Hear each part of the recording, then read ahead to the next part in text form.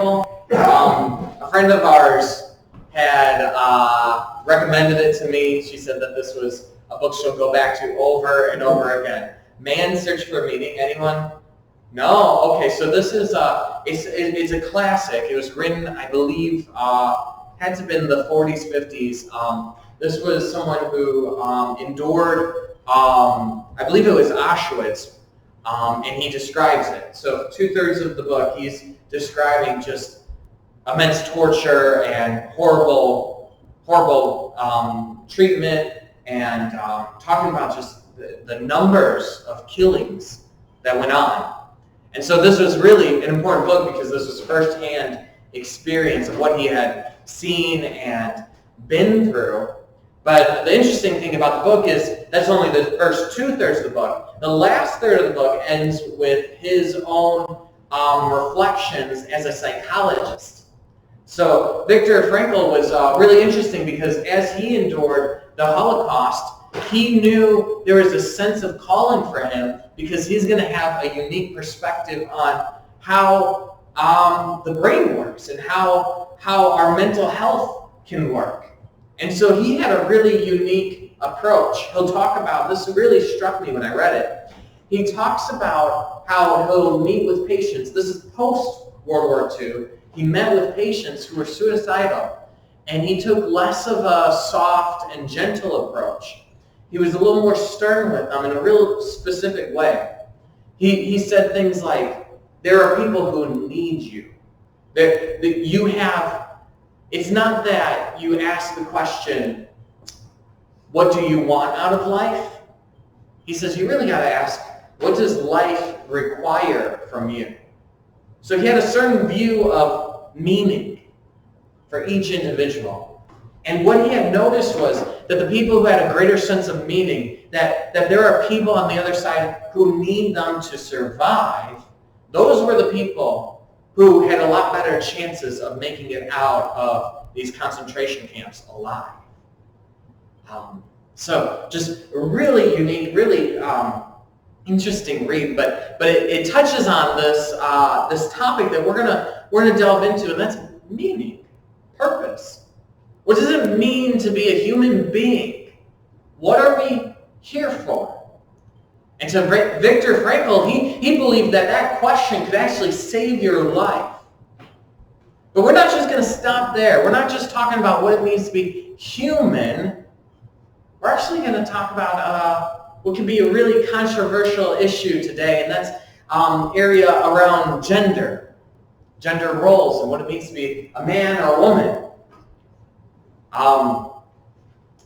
Aristotle, who came before Jesus, is one of the most influential figures, Greek philosopher, who, in ways we don't really understand, is still influencing our thinking today.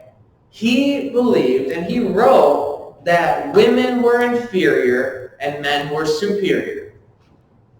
He said that women were made to be ruled and men were made to rule. And if it was just anybody, you'll see line and you can look past it. You're like, well, but this was Aristotle. This was what might have been the most influential philosopher. And so his beliefs have seeped into our culture and our ways of thinking for the last over 2,000 years. So it's important to pay attention to Aristotle. Believe that. I grew up in what's called a complementarian church. I noticed some people, they use that language a whole lot, complementarian versus egalitarian, and others have no clue what those words mean. So I'll explain it because it kind of depends on your background and traditions. But I grew up complementarian, and I was a proud complementarian. I believe that if you weren't complementarian, you didn't take the Bible seriously. So what that meant was, it's more complicated than this, but just to give a broad brushstroke is, do you believe women can be pastors? Yes or no? Or is that something that the Bible prohibits women from doing? And that also has to do with, husband-wife roles, or even men and women in the marketplace or in society too. So in our church, we didn't have women as pastors, women on the elder board. So unlike here, where women make up the board, in our church it was a theological position that women could not serve on the board. But then we went further, so things even like communion, for years we thought, no, that should just be men serving in communion, because that was sort of a pastoral role. And so I just assumed it, and to me that was sort of, it was a matter of pride, because we respect the Bible so much. And we look at, there's certain texts and stuff, and we don't have all the time to dig into the different texts, but, 1 Timothy 2, Ephesians 5, 1 Corinthians 11, 1 Corinthians 14, texts that say things like women should be silent in the church, or that 1 Timothy 2, I don't permit a woman to teach or exercise authority over a man. These verses have been scrutinized, and there are very, very good scholars on both sides that will see whether those texts were whether we're misunderstanding them. We shouldn't take them just the plain reading. There's other interpretations. There's lots of debate over that, and so we thought that the most basic plain reading of those texts meant that we respected the Bible more than all those other churches, And so that was just a matter of where I grew up. But for me, I started to see issues with that. I started to see even where, and all this is so personal, because the church I had grown up in, this was like my home. That I identified with this church in some ways even closer than my own family. My family didn't go to church, so they kind of adopted me in. I was at this church, attending this church for 22 years. I became the youth pastor there. This was my life here in Kenosha, Wisconsin. And toward the end of it, I started just realizing some of the unhealthy attitudes and some of the cracks and things. So when I moved to Champaign, I'm kind of fast forwarding a whole lot of this, but moved to Champaign, and then I'd have conversations with Hannah, and I just didn't like the way Hannah was treated as a woman on staff at our church. And I started to think, okay, maybe I don't believe this. And so I started listening to the different interpretations of those specific verses, and I started to change my mind. And then I got to this point where I'm like, okay, I'm ready to change my mind and become what's called egalitarian, which means, women can be pastors. And it was a hard thing for me, because I felt like I was leaving a big part of the faith I had grown up in. And so I'm like, I gotta read about the other arguments before I totally abandon this. And so I came across this book that was sort of a staple. I think it was written in the 90s by Wayne Grudem and John Piper. So big theologians, very, very influential in the church. I believe they're both still around. They might be getting older at this point. They might be in their 70s or so. John Piper in particular, very, very influential pastor, said a lot of great things. If you've never heard of him, he's been a great figure in the church for years now. Just to paint the picture, for me, I'm ready to change my mind on this, but I'm like, this is my last wanted to give it a fair shake, a fair shot to understand. I wanted to do my homework before I made this kind of shift to say, okay, I think this is where I'm gonna position myself or whatever. And it was reading that book that kind of solidified it for me. And it wasn't, I didn't even read the entire thing. It was just in the introduction. Because one of the challenges for being complementarian and to say that there are roles restricted to women, the biggest challenge is always, well, how do you say that without saying that what Aristotle said, that men are superior, women are inferior? And so you talk about how, well, we have different roles, and so even the word complementary, we complement one another, and we have these different roles. And I thought, okay, well, when you press up against that, can you hold on to that position still? And so when I read the introduction to this big, massive volume with lots of contributors, the intro written by Piper made me change my mind and made me think. And this is just, I gotta say, I'm telling you more personal. It's, you guys read the Bible on your own, but I'm going somewhere. Really, what I'm doing right here is I wanna create a little bit of the tension and the stakes for the verses we're gonna go through. We're not gonna go through too much, but what we will go through in just a moment is so important. I wanna show just how important it is by stirring the pot a little bit. And I'm looking out and I'm like, I don't really know what you all believe about some of these issues. But I read this in John Piper's book. He said that one of the lines was he believes that it's demeaning for a man to serve as a secretary for a woman.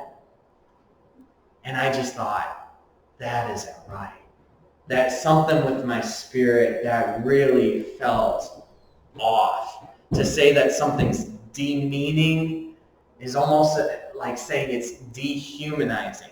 Like I'm like, how do you, I didn't understand, because the whole time it's like we're both equals, but we're given different roles. But then to say that if one person is serving another, that means they're demeaned, like their value and worth has been dropped because they were serving somebody else, just did not compute to me. And that was like, okay, maybe there is a crack in this. And so for me, I mean, a lot smarter people are complementarians, a lot more than me, have done a lot more work and research in it. But for me, I have stepped away. And so now, we call Hannah a pastor. And even for Hannah, that was a weird thing. And I think she still feels uncomfortable with it because we grew up in the same church. It was different. But it's something where I'm at right now, at least. So there's that. But just to stir the pot a little more. Has anyone, maybe not, maybe you haven't heard of this, but like a couple years ago, there's a popular documentary that came out, and it was meant to ruffle feathers. It was called What is a Woman? By Matt Walsh. Anyone ever hear of that? I think it was like 3 years ago. He puts this out, and the controversies over transgender. And so his point was to go around and ask these sort of transgender activists these questions to show their inconsistencies. And really, I think, and again, I didn't actually watch the documentary, I just heard about it, but the impression I got was that it was to make some of them look really dumb and their inconsistencies to flesh out. Which, maybe there's a place for that. I don't know. Again, that's kind of a complicated area too, but it goes to show that this is what was interesting is that a very simple question he posed, what is a woman, that you should think is a very simple, we should all agree on, is not that simple. And we don't agree on. And so as Christians, what do we do when we're asking questions of the roles of men and women? What is a man? What is a woman? When we ask questions of meaning and purpose and why should I get through this difficult time? Where do we go? What resources do we have to go to? Okay, so I hope I stirred the pot enough. I don't normally have such a long opening, but I want to open this up, and we're just dealing with 3 verses today. It's some of the most important verses you'll ever read on this topic. It's not the final say on what it means to be a human being or men and women, but it is the first thing said on that. So let's see here. This is Genesis 1, 26 through 28. We're going to read it. We're going to make some observations about the structure and what's happening here. And then there's 2 things I really want to highlight in particular. So you guys can pull it out. I have it a little zoomed in, but you guys can open this up too if that's easier. Genesis 1, 26 to 27. I like the layout because it shows you a little bit of the structure here. So I'm going to read it and then we'll make some observations. And God said, let us make human. The Hebrew word is Adam, which means human. which also means Adam. So there's a little confusion there, or a little ambiguity potentially there, but let us make human in our image, according to our likeness, and let them rule over the fish of the sea, and over the birds of the sky, and over the cattle, and over all the land, and over every creeper that creeps on the land. Part 2 of the poem. And God created human, that's Adam, in his image. In the image of God, he created him. Male and female, he created them. And God blessed them. Be fruitful and multiply, and fill the land and subdue it, and rule over the fish of the sea, and over the birds of the sky, and over every living creature that creeps on the land. So, maybe zoom out just a tad to give you a sense of this, a little bit, just to be able to read it a bit. So we can see this is a very thought-through poem here. These 3 parts create one poem, and you can see some repetition. So it's color-coded. Yeah, you can see on here. So human shows up in the first part and the second. Image shows up in the first part and the second. And then we see the list of all the things to rule over, and the word rule shows up in the first part and the third. And then Tim Mackey, I think this is interesting. So he sees, okay, well, is there a connection between the second and the third? There seems to be connections between all these different parts. The second and third, well, male and female created in the image of God. Well, you can't really be fruitful and multiply without both men and women. So he says, oh, well, maybe that's a little nod to the center part there. So this is day 6. So the culmination of creation. And what do we know about day 6? If we remember the origami, day 6 maps on and it touches on to day 3, 6 and 3 if we're thinking of the columns. So this is the bonus item of day 6. The bonus item of day 3 was the trees. And what did we read about the trees? Is that they had fruit and seeds in the fruit. And here, the humans are being told to be fruitful and multiply. So just like the trees multiply and create abundance, humans were created to multiply and create abundance. That there would be a multiplication of life is one of the first words said about what it means to be human. We create life. We multiply life. But then we also map onto, like this, the day 4. The day 4. We're thinking of the columns, day 4. And then day 4, we talked about last week, was the sky rulers, the rulers above. And now we have land rulers, the rulers below. And here, we shouldn't be surprised then to see that twice we see that they're called to rule, just like the sky rulers. So we're similar to the trees in that we multiply. We're similar to the sky, the angels and the stars. Like we have our domain to rule over. We see this poem in the middle. Really significant, this poem, number 27. Let's see, why does it repeat itself so much? I'll read it again. And God created human in his image. In the image of God, he created him. Male and female, he created them. So we get the word created on each line. Every line has created. God created human in his image. In the image of God, he created them. So the first 2 lines just kind of switch. You see that? Where God created human in his image, created an image, flip. In the image of God, he created him. So we're seeing created in image, just switching between the 2 lines. That's all that really happens. It's the same words, just kind of but two words switching. Why does he do that? Just wanting to be wordy? What's the effect of that? Well, okay, so then you go to the next line. You say, male and female, he created them. Okay, so that's why I wanted to show this to you. So you can see, created him and created them, those map onto each other. So that image of God would map onto, right below it, male and female. So there's this creative device that the writer's doing to switch the first line around in the second so that you're paying attention to where these elements are, where these specific words are. And I think at least one of the things it's trying to do is it's trying to show us that image of God is male and female.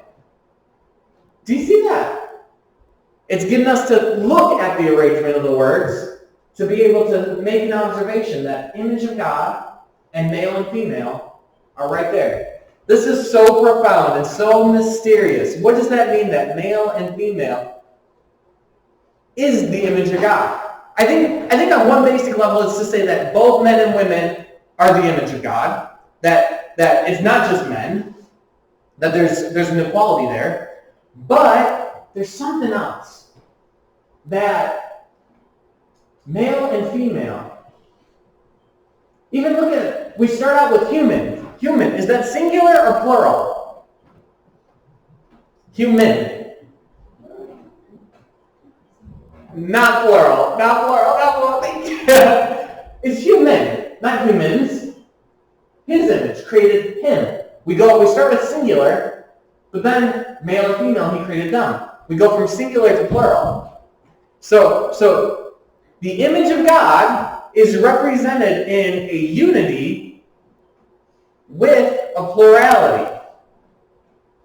There's one human represented in male and female. The many in one.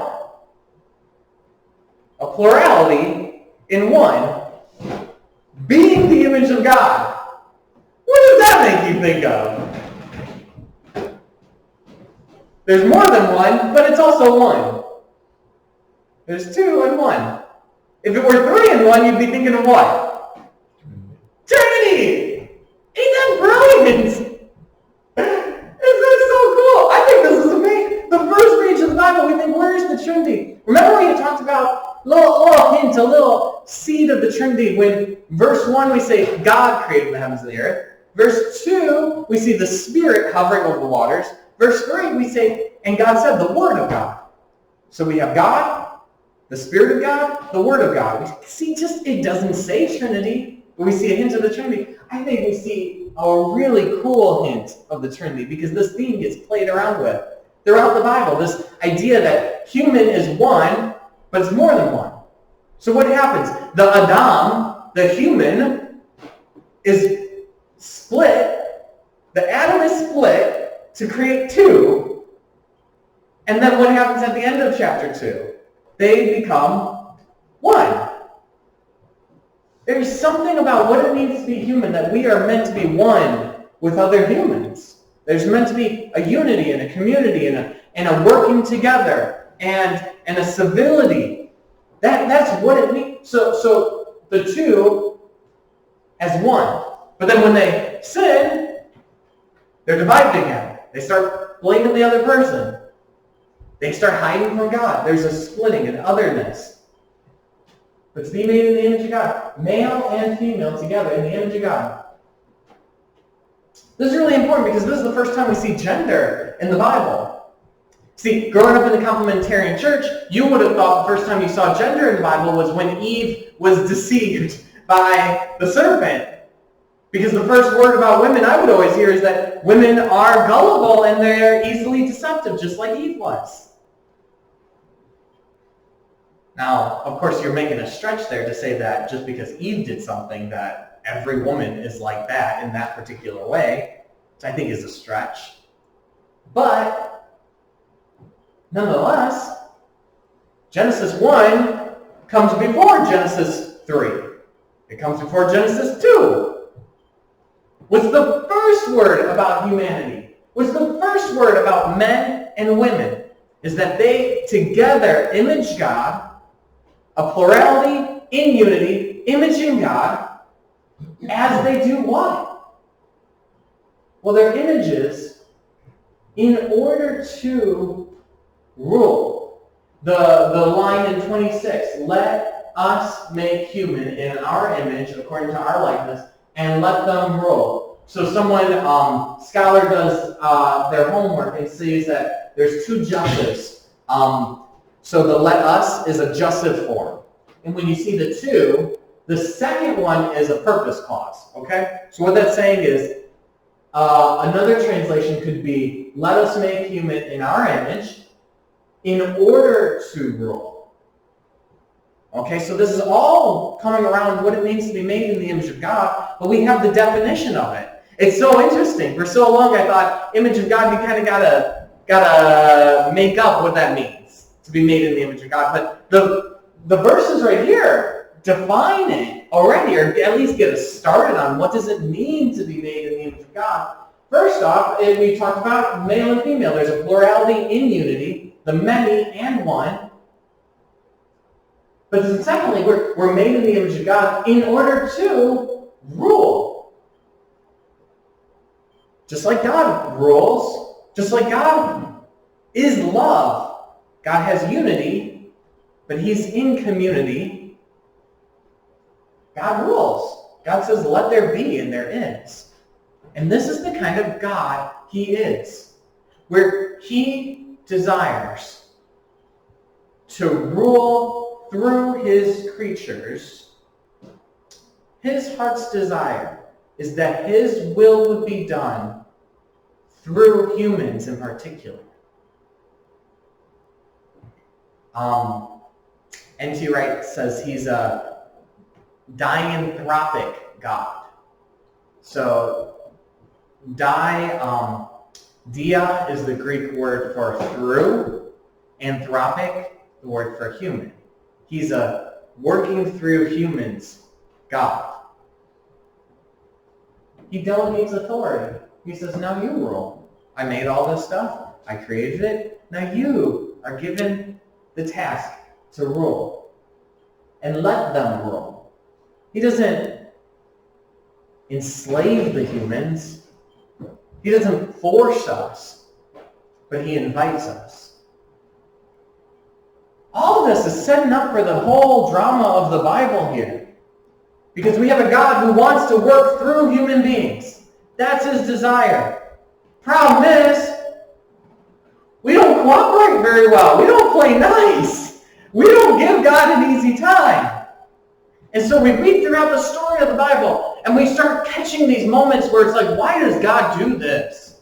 Why does God wipe out all humanity with a flood? Why does God send fire down from heaven on Sodom? You know, there are some things. Why does God send Israel into the land of Canaan and wipe out these people groups?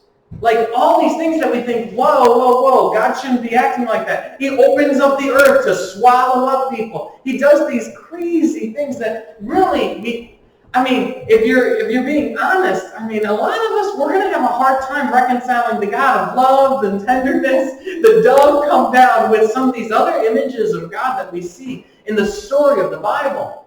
But what's important for us to realize is that this is God's goal. God wants to rule the world, but he wants to delegate that rule to us. And so God has this dilemma constantly. How does he respond to humans who will not listen to him, who aren't ruling with the wisdom we need to rule? How does he work with us? You read the story of Abraham and you see, man, there's some real challenges because he chose Abraham. And Abraham started out really good. He started worshiping God on the mountain and he did all these good things. But then right away he doesn't trust God. He goes out to Egypt. And then he lies about his wife. And then his wife and him, and they abuse their slave. And God has to realize he made a covenant with Abraham. He said, I'm going to use you. I'm going to bless the nations through you. I want to work through this human who is deeply flawed and does horrible things to other humans. And so he puts his blessing on us. And so he has to work around this stuff. For Abraham, what he does is he puts him through the test. Give up your son Isaac. And Abraham passes the test. It's the drama of the Bible right here. The table is set for this drama, just in even these 3 verses.